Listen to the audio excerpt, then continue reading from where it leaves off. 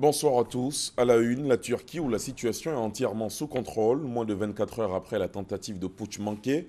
Une assurance donnée par le Premier ministre Bin Ali Yildirim devant la presse ce samedi, faisant par ailleurs état d'un bilan humain très lourd à l'issue d'une nuit d'affrontements violents à Ankara et Istanbul entre les rebelles, les forces loyalistes et des dizaines de milliers de personnes descendues dans la rue.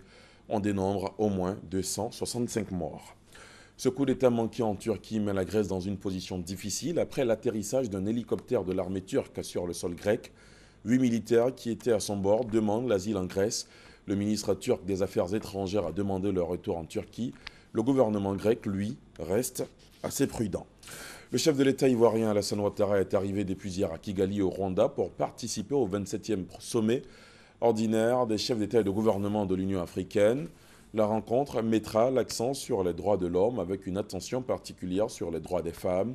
En marge des travaux officiels du sommet, le président Ouattara, vous le voyez sur ces images, a eu un entretien avec son homologue rwandais Paul Kagame. Les précisions de notre envoyé spécial à suivre dans le 20h. Les députés ivoiriens ont voté jeudi un projet de loi organique portant organisation de référendum en vue d'une nouvelle constitution qui devrait être votée vers la fin de l'année dans le pays. Notre reporter Alexis Ouedraogo s'est arrêté sur le sens d'un référendum.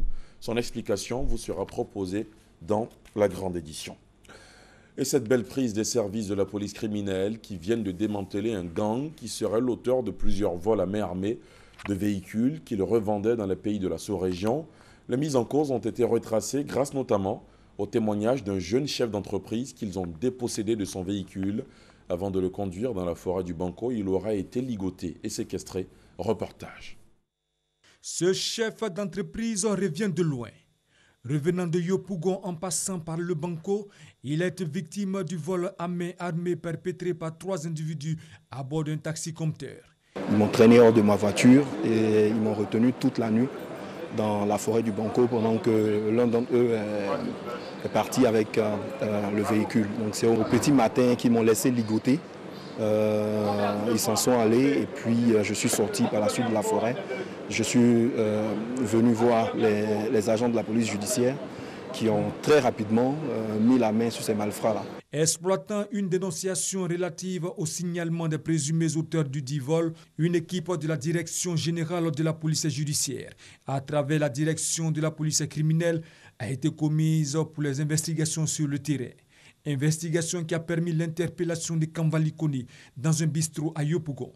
Sous sa conduite, ces 2 autres complices sont interpellés à Abobo Ndotri.